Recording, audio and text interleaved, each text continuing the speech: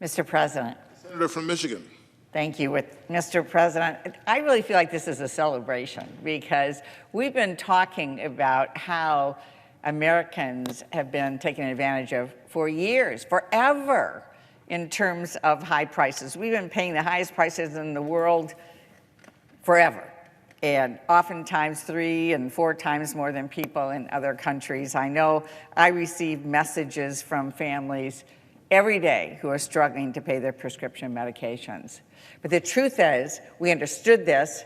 We finally had the opportunity where we had President Biden and a Democratic majority in the House and the Senate. We took on Big Pharma and we won. So this is really a celebration. We're not done, more to do, just getting started, but this is a big deal. It's a big deal. 1 out of 4 Americans can't afford their medicine right now, 1 out of 4. And that's shameful in the United States of America. You know, back in 1998, when I was a member of the U.S. House of Representatives, I took busloads of seniors from Detroit, one side of the Ambassador Bridge, to the other side. A few minutes across the bridge, Canada, to Windsor. Crossed the bridge, cut prescription drug prices by 40%, by crossing a bridge. It has made no sense to me, and the reason I have been championing this for so long and so appreciate the leadership of Senator Klobuchar and so many of us who have worked together, is that this just simply makes no sense, and it's cost lives and people's livelihoods trying to pay for their medicine. You shouldn't have to skip doses or split pills in half or choose between paying your electric bill or taking your medicine. So the good news is, despite the fact, if you just look at the United States Senate, just in the Senate, there are 15 lobbyists for every senator. And they work every day to try to stop us from lowering prices, Mr. President. But despite that, we took on Big Pharma and we won. And I want to thank our presiding officer for your leadership on the first thing that we were able to do that is so tangible. You know, in Michigan, we've got nearly 67,000 Michiganders on Medicare that now benefit from a cap on insulin of $35 a month, not $600 or $700 that the average person was paying. $35 a month. It's saving lives. And by the way, insulin is something that was discovered and developed 100 years ago. 100 years ago. It cost $10 to make. And we had to go through a major fight to cap it at $35. But our presiding officer, the senator from Georgia, led that. And I want to thank you for doing that. You know, we have nearly 673,000 Michiganders that are going to save an average of $356 thanks to the $2,000 cap we're going to put on, total cap. Right now, folks are on average paying $14,000, $15,000 a year, and oftentimes thousands of dollars more than that. Well, we're capping that. This next year, capped at $3,200, next year, $2,000, and that's it. $2,000 a year out-of-pocket costs for seniors. It's extraordinary. It will save lives. And so this is a time, I think, of celebration. We've got nearly 1.8 million Michigan seniors who are now going to be able to get free shingles vaccinations and other critical vaccinations that before they maybe just didn't do because on average it was $300 to be able to do or $400 to do. And now they can protect themselves with vaccinations. And that's a big deal. And Senator Wyden was talking about his provision, which is so very important, which is to say if a drug company under Medicare Part B, which is the drugs you get in the hospital or in the doctor's office, that if they go up faster than the rate of inflation, you know, the Biden administration now has the authority to check every 3 months. If it goes up faster than inflation, they're going to roll the price back.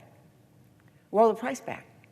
As of July 1, it was an average of over $470 per dose on a cancer drug. So this is a big deal. It's a big deal that we're talking about right now. And the biggest of all, Medicare is beginning to negotiate prices, just like the VA, who gets a 40% discount, by the way. So that's the ultimate. You know, when I first came to the Senate after taking those bus trips across the border, I really took on this whole question about prescription drugs and really leaned in so many ways. And I was excited we were going to do Medicare Part D that passed under the Bush administration until I saw the fine print where it prohibited Medicare from negotiating prices. That was the fine print. Sounded great, but the drug companies were able to insert the language that says you can't negotiate. We get to charge whatever we want. And that's what's happened since then. So here we are. The first 10 drugs that will be negotiated through Medicare were announced just a week or so ago.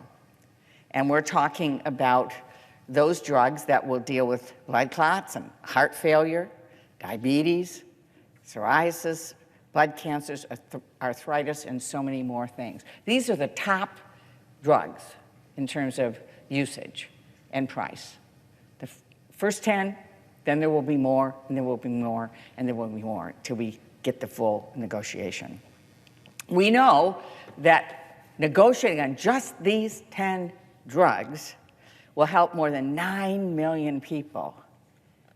9 million people lower their costs, just those first 10. So this is a big deal. We know we have more to do to lower costs, more to do together to address healthcare costs and other costs that people pay. But I think it's pretty safe to say that the prescription drug companies are the biggest lobby here. And we finally had the votes, Mr. President. We had the president who was willing to do it, President Biden.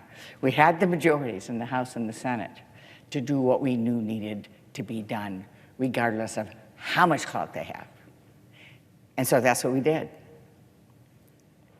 You know, I get letters like all of you do and talk to people all the time, but Diane of Bloomfield Hills, who's retired and on Medicare, shared with me that she's a diabetic and she takes 2 types of insulin or 4 injections per day, 4 injections per day. She told me that she used to pay a copay of $650. $650 or more for 3 months' supply. For just one of her prescriptions, she takes 4 injections a day for just one of her prescriptions, but not anymore. Back in January, Diane went to the pharmacy like usual, and the pharmacist told her that her 3-month supply would be $105, not $650, $105. She said, I paid and walked away with a big smile on my face. Mr. President, you led that effort to put her smile on her face, and I'm sure create a little more capacity for her to take care of herself and to be able to have a good life. People like Diane should not have to go without the medicine they need. They shouldn't be forced to skip doses or take less than was prescribed to save money. They shouldn't have to choose between their medicine and putting food on the table or paying their bills. That's what this is about. So, it's a celebration, Mr. President. And I'm so proud that we joined with President Biden to take the first step to make sure that people are going to be able to afford the medicine they need. I yield the floor.